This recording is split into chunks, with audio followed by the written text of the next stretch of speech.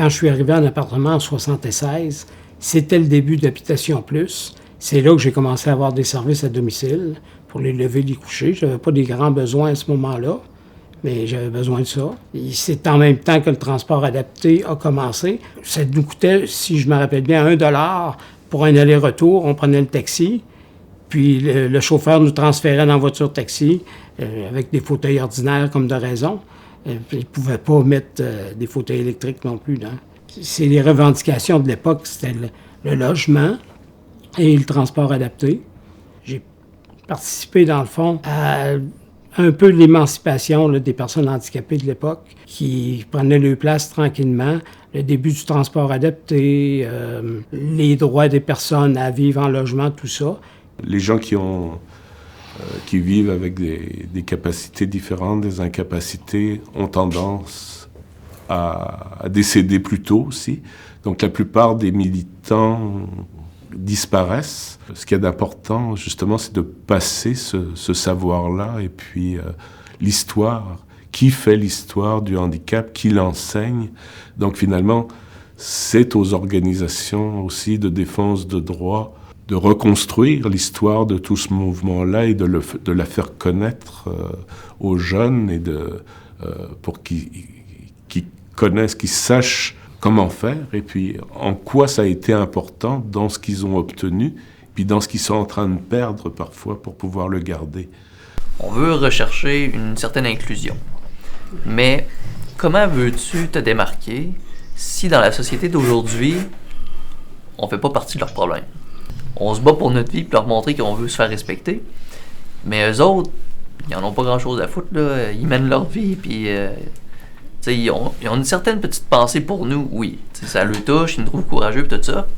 Mais après ça, on n'existe plus. Là. Non, c'est ça. Ils ont leur vie à mener, puis ça finit là. Fait que, comment veux-tu changer cette mentalité-là? Il faut redevenir des activistes, c'est tout. Voilà. Si on fait pas ça, on n'y arrivera pas. Il faut contacter nos députés, tout le monde. Là. La politique, c'est ça qui va nous sauver, n'est-ce pas? Fait que pour se rendre après ça aux députés, aux ministres, au premier ministre, c'est là qu'il faut travailler. Parce que moi, ce que j'entends aujourd'hui, là, c'est exactement ce que j'entendais il y a 30-40 ans. La même maudite affaire.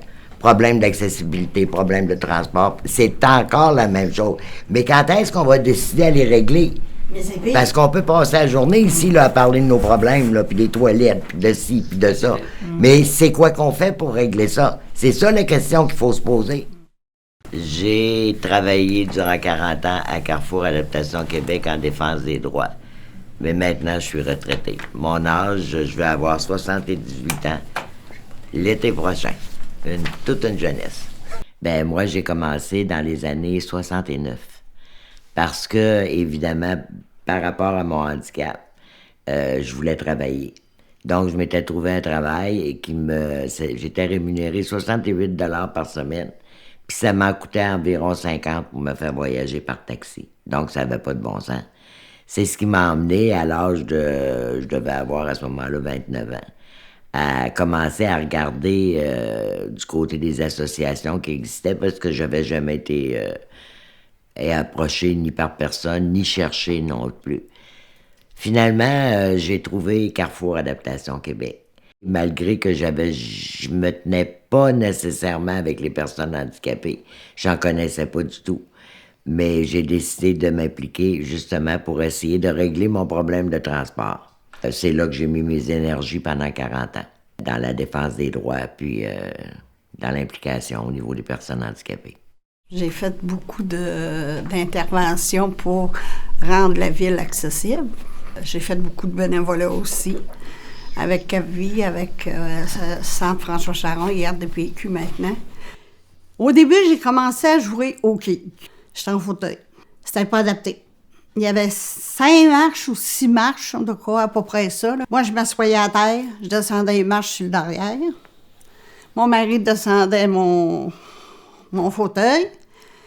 Puis là, on allait jouer au quai.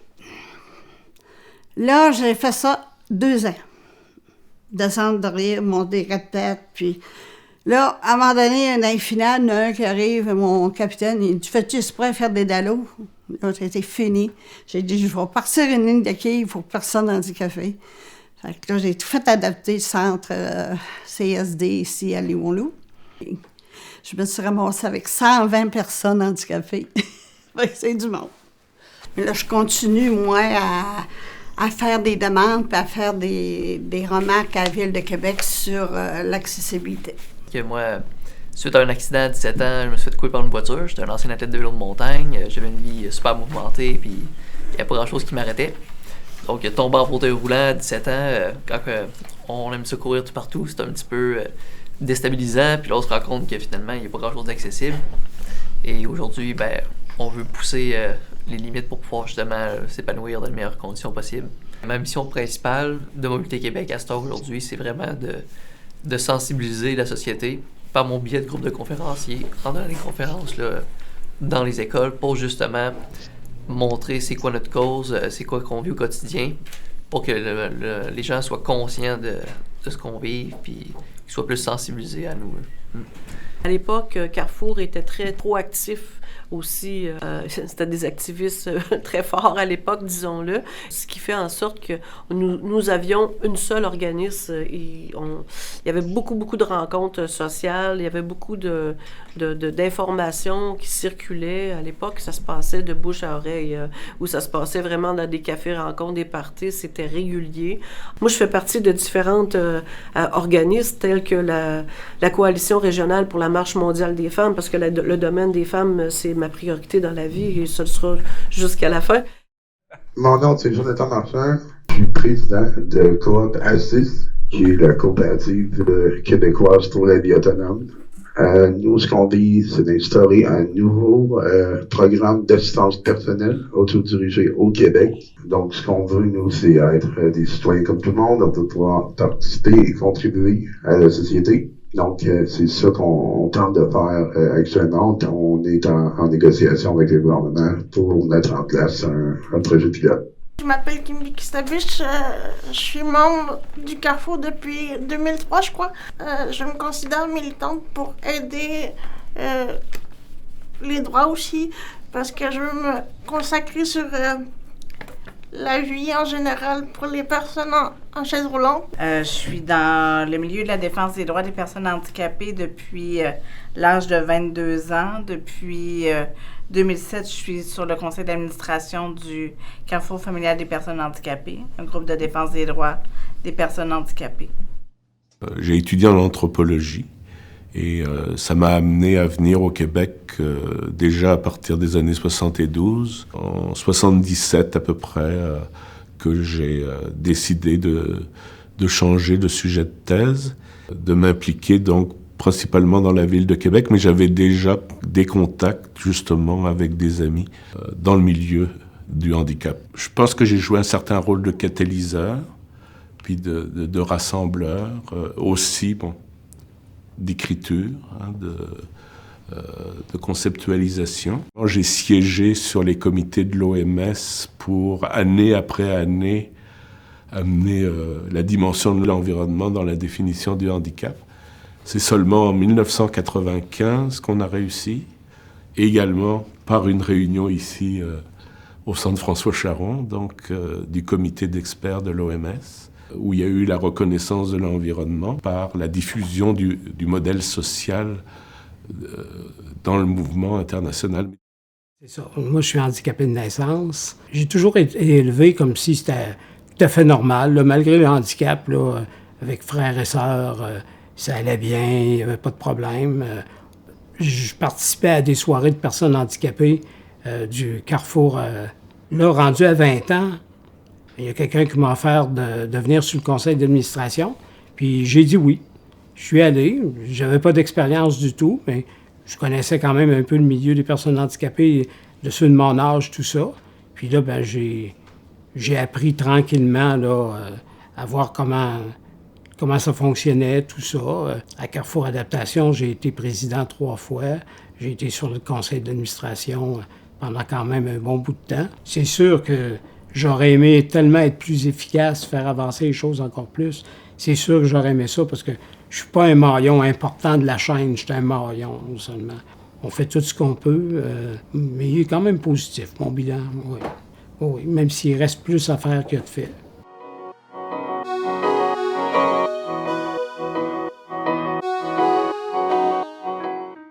D'abord, il faut se remettre dans le contexte que nous, on était dans les années 70.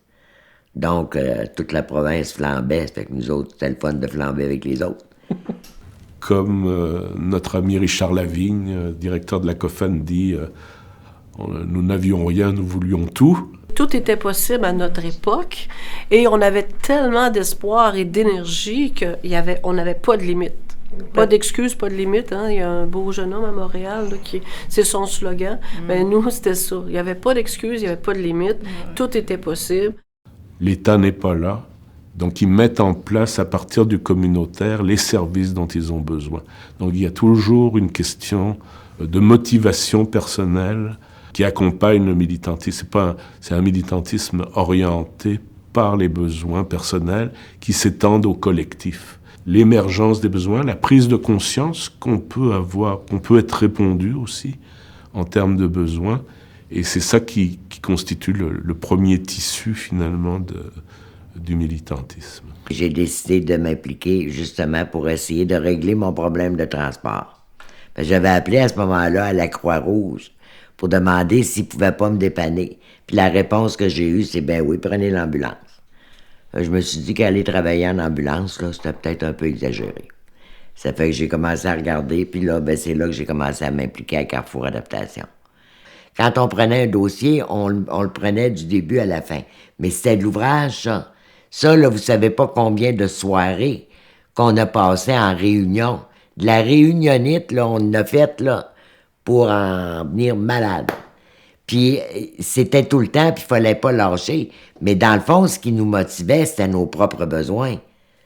Puis à ce moment-là, on travaillait pour régler les besoins qu'on avait, puis en même temps, c'était les besoins de la majorité des personnes handicapées. On a tous les mêmes besoins.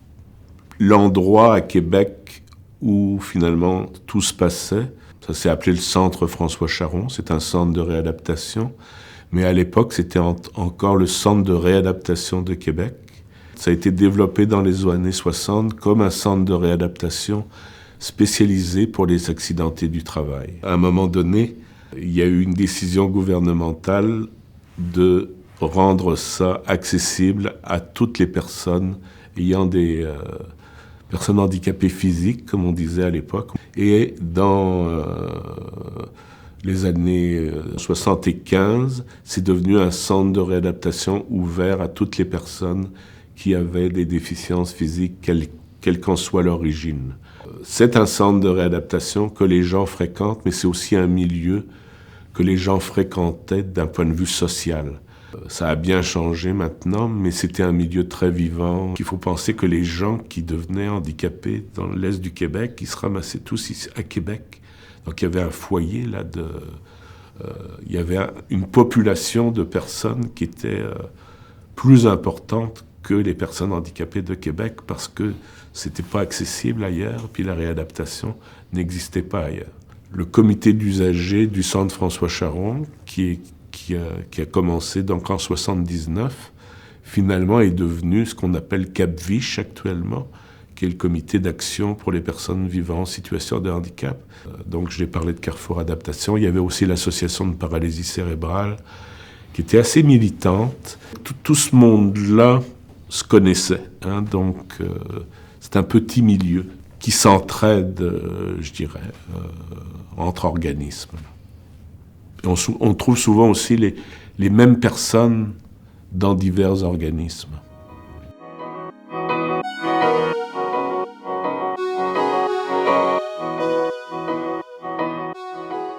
C'était la première fois que les gens parlaient pour eux-mêmes et s'organisaient, devenaient des militants pour leurs propres bénéfices, pour leurs propres services. Puis c'est ça qui construisait le mouvement. En 1975, il y a un projet de loi sur la protection des personnes handicapées qui est présenté par le gouvernement libéral, qui provoque un certain tollé par l'utilisation justement de ce terme de protection, alors les personnes disaient on veut pas de protection, on veut avoir des droits. Et ça a suscité une stimulation, je dirais, de militantisme. Donc il y a tout un apprentissage du militantisme, de citoyenneté, qui se fait pendant ces périodes-là parce que les gens ont pas d'expérience. Donc il y a certaines personnes qui, par leur qualité particulière de bien écrire ou de pouvoir mettre les choses ensemble ou de consulter les autres, vont prendre des rôles de leaders particuliers. Et c'est le cas de Mario Bolduc qui, à l'époque, travaillait au ministère de la Santé et des Services sociaux, qui justement a écrit un des mémoires importants là, dans le cadre des consultations. Il y a eu jonction dans les alliances politiques qui se sont faites contre le projet de loi, donc dans les commissions parlementaires, les manifestations. À Québec, beaucoup à l'Assemblée nationale. Donc il y a eu des manifestations avec les gens avec les casques et puis vraiment là, militants, là, puis avec la police et puis tout ça. Donc assez mouvementé. Déjà, les leaders du groupe se sont reconnus. Et puis là, on a organisé une manifestation qui a été assez spéciale. On était 120 personnes handicapées en fauteuil roulant qui partions du manège militaire, qui se sont rendues jusqu'au Parlement. On a bloqué la Grande Allée. Là, on a pu, évidemment, manifester puis faire entendre notre voix. À partir de ce moment-là, il y a eu des déblocages dans le transport adapté. C'était M. Lévesque qui a débloqué beaucoup d'argent pour qu'on ait du transport. Bon, on est allé le rencontrer, puis on avait effectivement bloqué la rue, puis on l'avait brassé pas mal avec ses beaux petits yeux bleus qui nous regardaient. Oh, crime, OK, je pense qu'il faut que je fasse quelque chose de cette gang-là parce qu'ils lâcheront pas. Avec l'architecte de Québec, on a fait adapter la piscine Saint-Roch. On a fait faire des jardins communautaires adaptés. Ça sert pour vraiment des personnes qui n'ont besoin. Des édifices, le stade municipal, on a fait adapter le stade municipal. Le Palais Montcalm, c'était des marches. À cette heure, on peut rentrer au Palais Montcalm. Il y a un ascenseur, il n'y en avait pas. Ils ont fait des places en haut. Aussi pour les personnes qui arrivent en fauteuil s'installent. Et on a tout fait adapter ça aussi. L'hôtel de ville, du stationnement pour rentrer à l'hôtel de ville. On va défendre nos droits. Bon, je peux y aller, défendre mes droits de taxes. J'ai une maison, moi. Je paye des taxes. C'est plate sur le déneigement. Je vais y aller. Je vais lui dire que le déneigement, c'est mal fait. Toutes des choses comme ça, là. Parce que le déneigement, là, des trottoirs, c'est pourri, là. Même aujourd'hui, là. Ils grattent pas. Ils font les rues principales. 3e avenue, pas de problème. Trottoir, là, pas de bosse, il n'y a rien, c'est le trottoir direct. Mais faites les autres rues. Plein de bosse, c'est pas roulant. Disons, une des choses que je voulais signaler en particulier, c'est une autre personne qui fait partie de ce groupe-là, c'est tous des amis, Christian Dufour, avec son propre van et son frère, ont démarré donc le premier service de transport adapté à Québec. Donc dans leur sous-sol. Au niveau de la citation de Christian Dufour, quand il dit à partir avec son véhicule personnel, c'est quoi exactement qui s'est passé? Il a fait une demande de projet d'initiative locale. Ouais. OK? Ça durait dans ce temps-là, c'était à peu près 6 mois. Puis il a été accepté. Puis avec 2 de ses amis, Robert Turcotte puis Raymond Couit, qui ont fait les chauffeurs, il a commencé à donner du transport adapté dans le Céleri pour les personnes handicapées en fauteuil roulant. Ouais.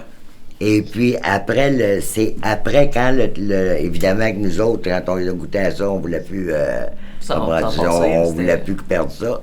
Ça fait que quand le projet a été fini après 6 mois, c'est là qu'on a fait la manif, qu'on était une centaine de personnes là, en fauteuil roulant, là, qu'on a bloqué à Grande Allée. Ouais. On s'est rendu au Parlement, on a rencontré le ministre, puis tout ça. Puis c'est là qu'on a fait débloquer de l'argent pour que le transport puisse continuer.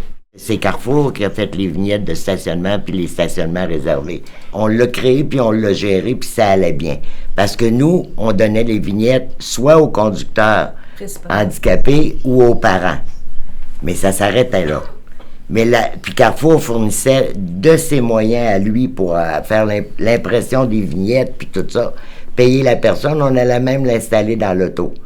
La journée où on a décidé de charger 10 $ pour les vignettes, l'OPHQ nous les a enlevés. À partir du moment où l'Office les ont pris en charge, ils ont mis ça à la SAC, là. Mais on voulait que ce soit le gouvernement qui prenne en charge les services comme ils prennent pour le reste de la population, avoir un service intégré. Puis ça, c'est pas toujours facile de rentrer ça dans la tête des gens au départ. À Carrefour, on avait un programme, à un moment donné, on allait au PEPS. Ça a duré quelques années. Puis après ça, il y a eu Adaptavie qui a été formé, tout ça. Souvent, quand les choses partent d'un organisme comme ça, ce qu'on voulait, nous, c'est qu'à un moment donné, ça vole de ses propres ailes. Puis c'est ça qui est arrivé aussi. Le groupe TAC, c'est une réalisation au départ qui vient de Carrefour, ça. C'est un atelier de travail qui était dans les locaux de Carrefour quand on était sur la rue des Commissaires. Puis il y avait peut-être une vingtaine de personnes qui travaillaient là. Ils faisaient les dépliants de la plume rouge, je pense que ça s'appelait. Là, on faisait ça. Puis ils faisaient d'autres choses, ils faisaient de la manutention, tout ça. Bon, mais c'est un autre projet, ça, qui vient de Carrefour, qui est devenu l'atelier TAC à un moment donné, qui est maintenant le groupe TAC.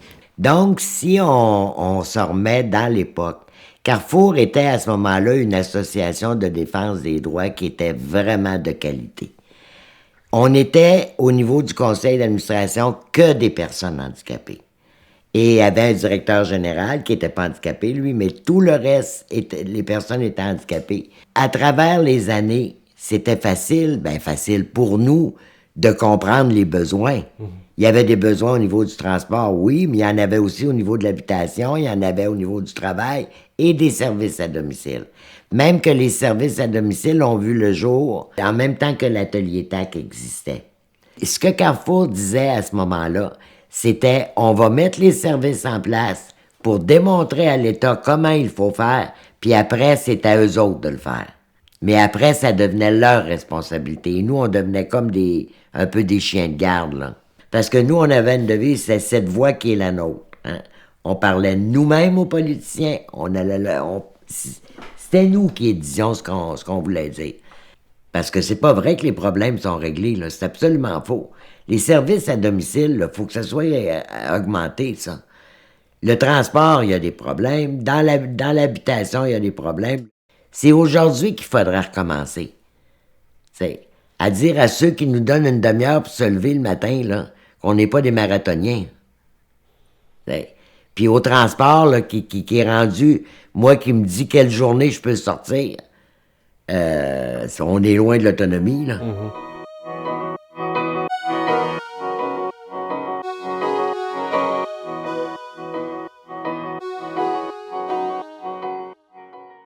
Puis ici, bien, au Canada, on travaillait beaucoup avec les différentes provinces, puis tout ça, puis on allait souvent à Ottawa aussi, à la Chambre des communes, puis... non, on a joué vraiment fort, parce qu'on avait des gens qui étaient forts aussi. Alors, il y avait beaucoup de personnes handicapées à ce moment-là qui se sont impliquées, qui étaient des avocats, il y en a qui étaient gestionnaires, il y en a que... Donc, tout ça, ça nous aidait à boire du poids. Si on avait été plus de gens impliqués, ça aurait été plus facile, la force de frappe aurait été plus grande.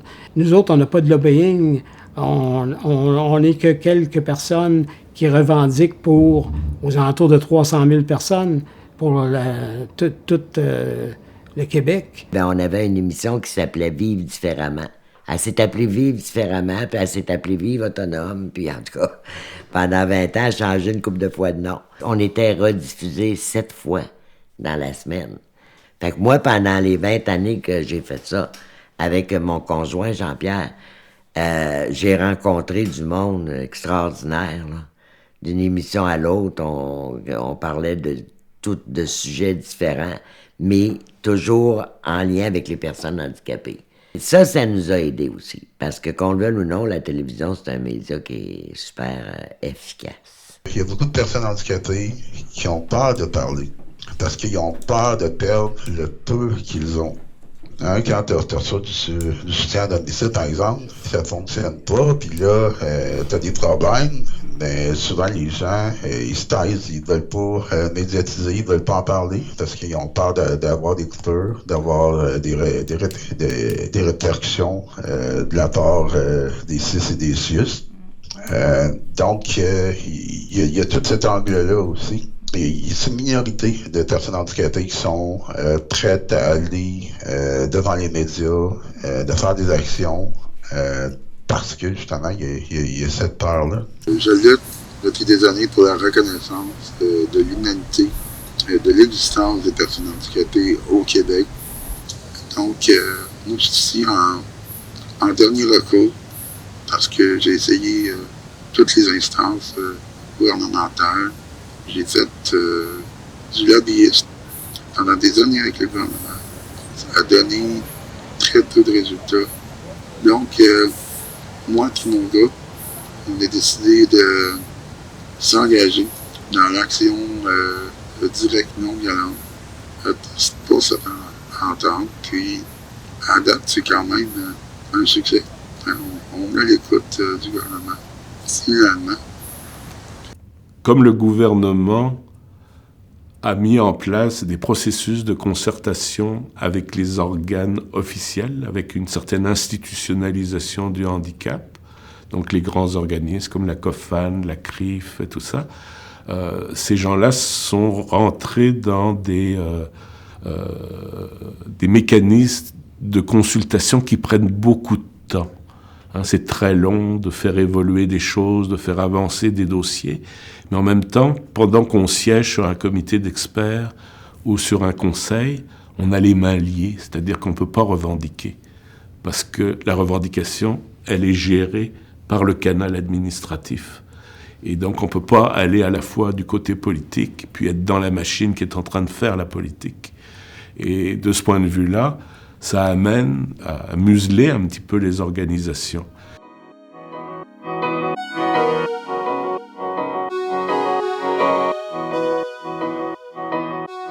C'était lui notre force.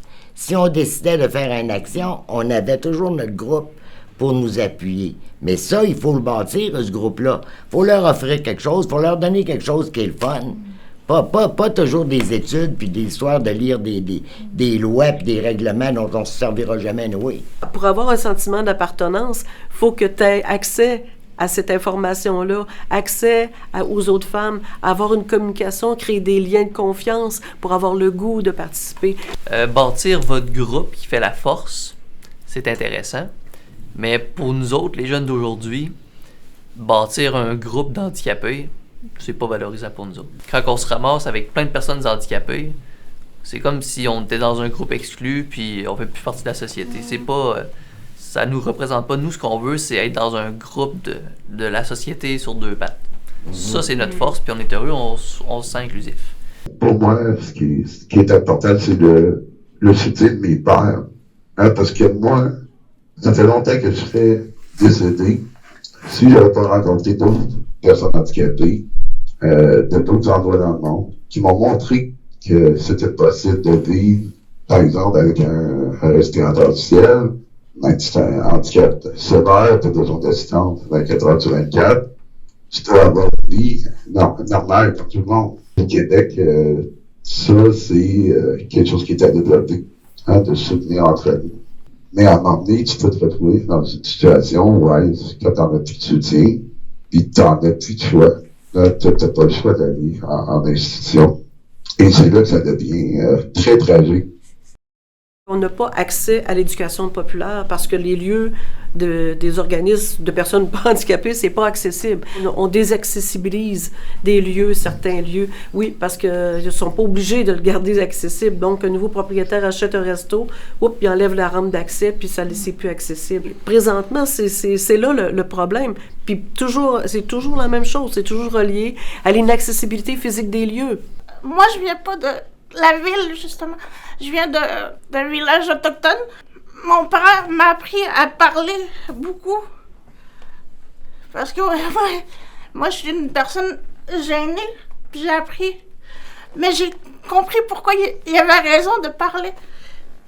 Comme dans nos villages, il n'y a pas d'accessibilité assez pour nous. Comme je viens de la Côte-Nord aussi. Dans les dépanneurs, il n'y a pas de rampe. Parce qu'on n'a pas d'épicerie, mais on a plus de dépanneurs. Puis, il n'y a pas de rampe. Mais il y en avait quand j'étais plus jeune, mais ils les ont enlevés, je ne sais même pas pourquoi. Peut-être parce qu'on est minoritaire côté autochtone handicapé. Ça doit devenir un droit d'avoir des lieux accessibles, de vivre chez soi, d'avoir des services pour rester dans la communauté. C'est vraiment ça la clé, c'est de faire respecter nos droits et libertés. Puis ça ferait en sorte qu'on serait beaucoup plus nombreux, on serait plus visible, on pourrait participer, contribuer à la société comme tout le monde. Effectivement, on n'a pas de loi. On n'avait pas de loi à venir jusqu'à il n'y a pas longtemps là, sur l'accessibilité, ce qui fait que n'importe qui peut faire n'importe quoi. C'est une réalité. C'est très désolant.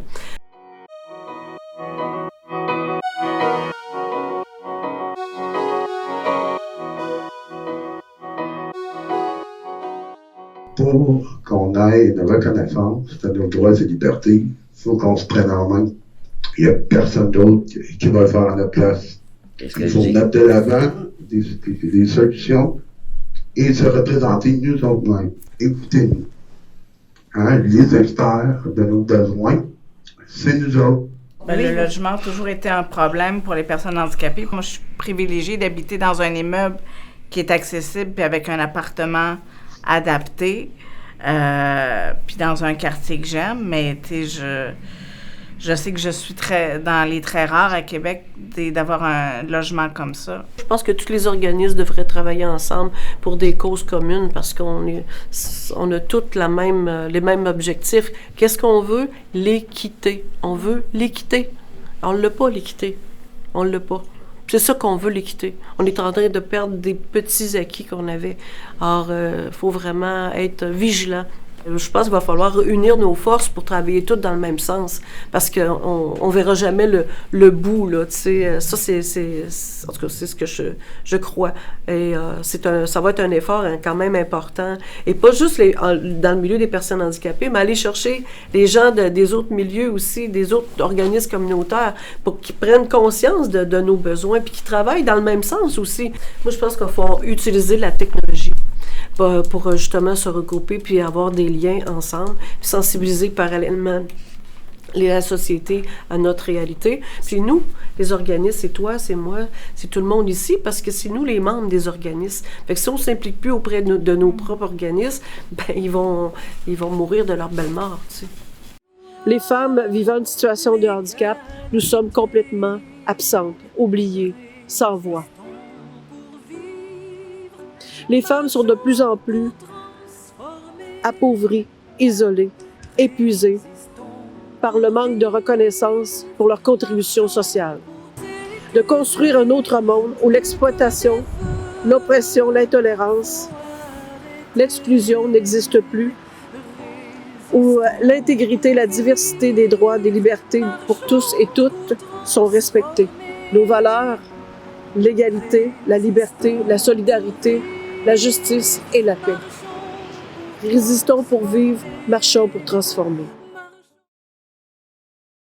Mais il y a des nouveaux organismes qui sont plus radicaux, puis qui ont du mal à être reconnus par les organisations institutionnalisées, parce qu'ils viennent les pousser puis les critiquer finalement, parce qu'ils font partie de la machine.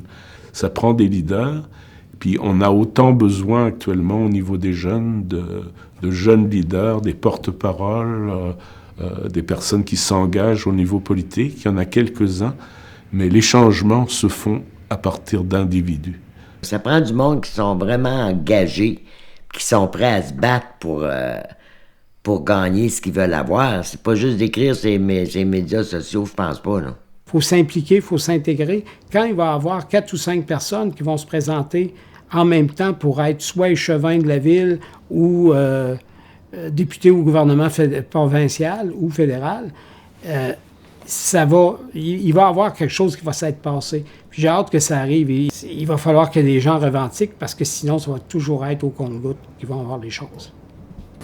Dans les années 80, oui, on est sorti dans la rue.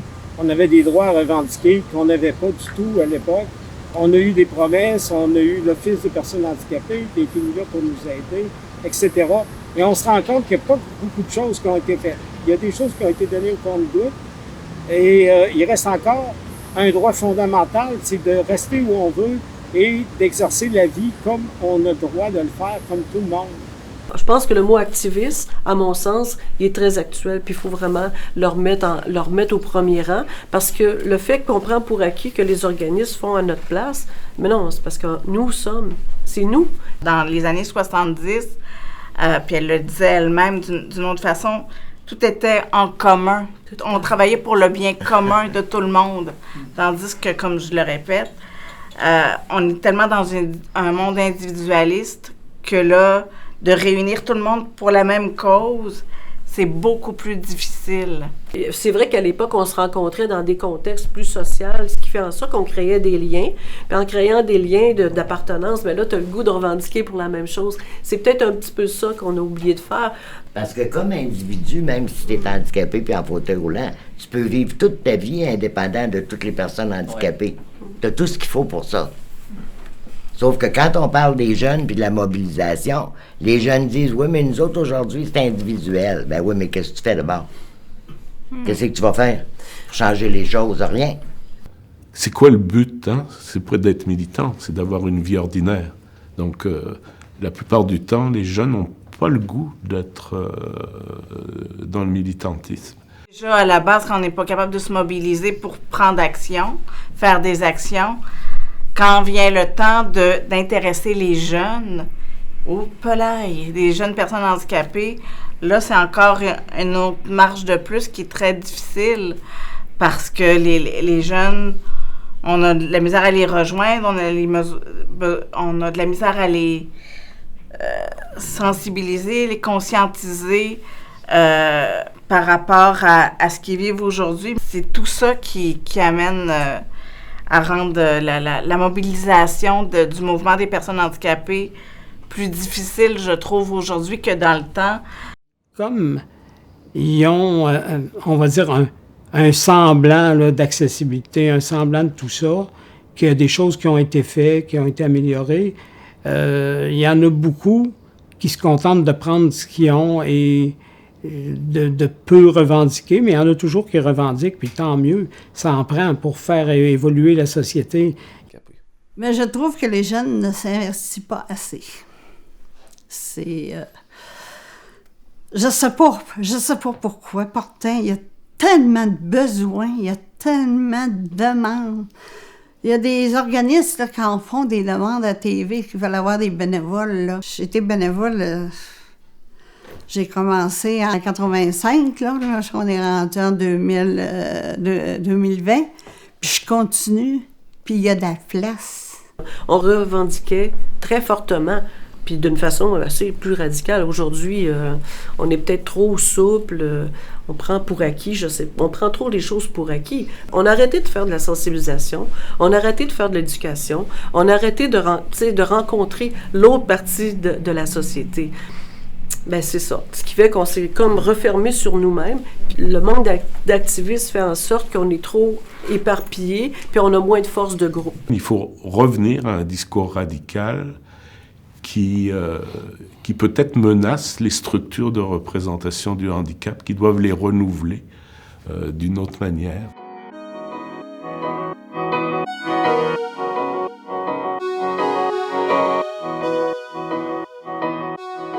Je me sens utile. Comment que je suis en fauteuil, je me sens utile. Puis je me sens aimée aussi, parce qu'il y en a comme ça, là, que moi, avec ma ligne de quilles, que j'avais 120 personnes, là, Ramonde, là, c'est pas une petite Ramonde, là. Hey, Ramonde, hey, elle fait ça, Ramonde fait ça, hey, Ramonde. Tu sais, ça fait bien, ça fait du bien au cœur, là, puis j'aime bien ça. Puis je continue. Chaque petite chose qui peut être faite, qui peut aider à une personne ou deux, ça va toujours être bon. Ils ont quelque chose en tête, ils veulent améliorer quelque chose, qui foncent, qui se réunissent, qui se mettent en gang. The sky is the limit. C'est ça. Il faut travailler pour faire sortir les choses.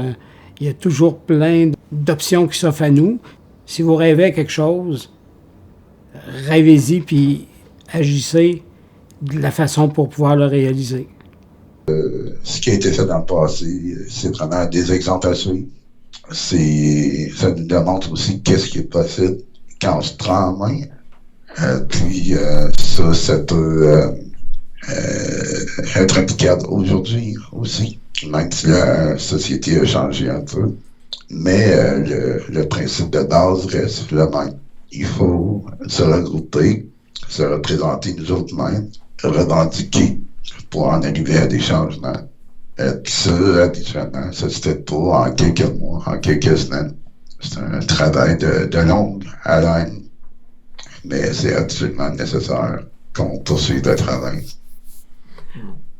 Ben, moi, vois-tu, je ressentais depuis un certain temps une espèce d'essoufflement dans mon activisme et tout ça. Puis je te dirais que de ce que j'entends depuis un mois, avec le documentaire, ça a comme rallumé chez nous une flamme qui était peut-être sur le bric-à-bras. Tu sais, puis, je trouve ça inspirant, puis j'ai envie de travailler avec d'autres organismes, avec d'autres personnes, dont Vincent, tu sais, je me dis, d'autres jeunes, puis ce que j'ai entendu des personnes plus âgées qui ont été militants à une autre époque, ben moi, ça m'inspire beaucoup, puis j'ai appris beaucoup de ces gens-là. On prend conscience, nous les jeunes, c'est que ils ont parti de quoi de solide, mais qui n'a pas été appliqué à la lettre et poursuivi dans le futur. Donc, on voit aujourd'hui qu'il y a comme eu un laisser-aller de ce côté-là. Et je crois que ce qui nous inspire dans tout ça, nous, c'est de voir que dans le passé, ils ont réussi à établir quelque chose de bien, puis qui est fonctionnel.